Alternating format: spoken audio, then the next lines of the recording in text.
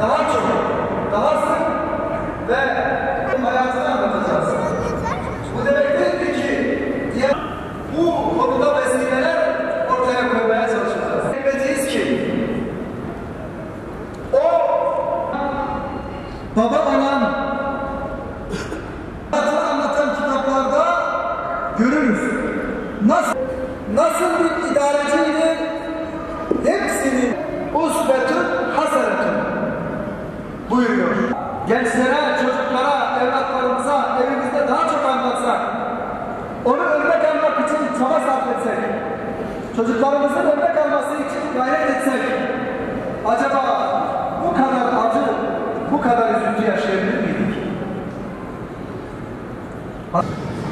Aziz ve muhterem kardeşlerim, mübarek, aziz ve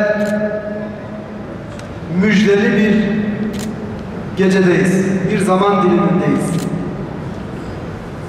Hz. Muhammed Mustafa sallallahu aleyhi ve sellemin dünyayı teşrifinin sene-i devriyesindeyiz.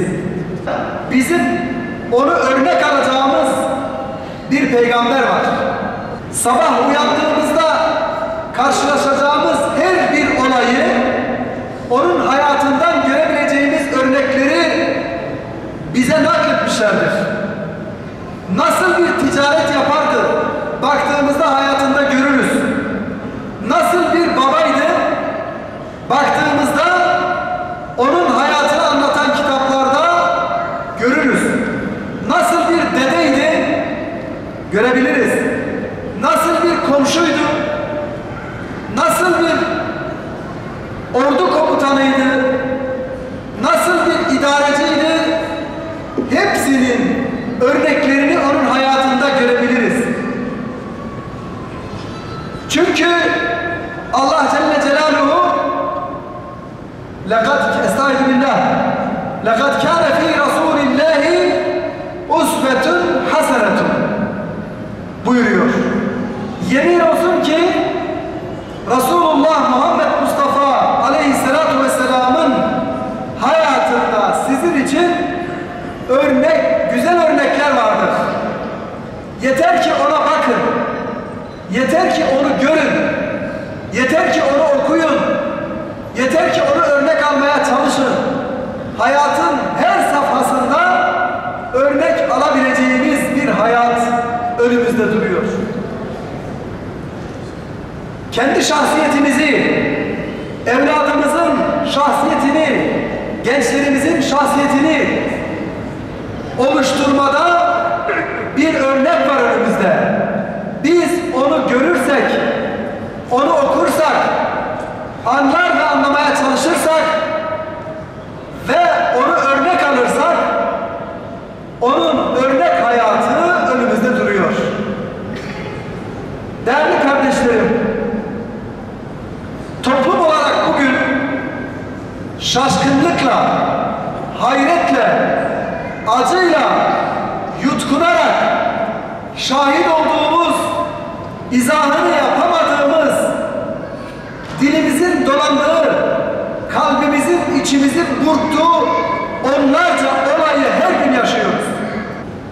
Hz. Muhammed Mustafa sallallahu aleyhi ve sellemin hayatı örnek alınsa, tanınsa, anlatılsa, gençlere, çocuklara, evlatlarımıza evimizde daha çok anlatsak, onu örnek almak için çaba sarf etsek, çocuklarımızın örnek alması için gayret etsek, acaba bu kadar acı, bu kadar üzüntü yaşayabilir miydik? Değerli kardeşlerim, bugün yaşadığımız kötü örnekleri azaltmanın, bu sıkıntıyı gidermenin, vasat ümmet olmanın, örnek bir millet olmanın, ahlaklı bir toplum olmanın en önemli, belki de tek çaresi Hz. Muhammed Mustafa sallallahu aleyhi ve sellemi örnek almaktır. Onu önder edinmektir. Onu rehber edinmektir. Ona layık ümmet olmaktır. O bizim tek rehberimizdir. O bizim tek örneğimizdir ve o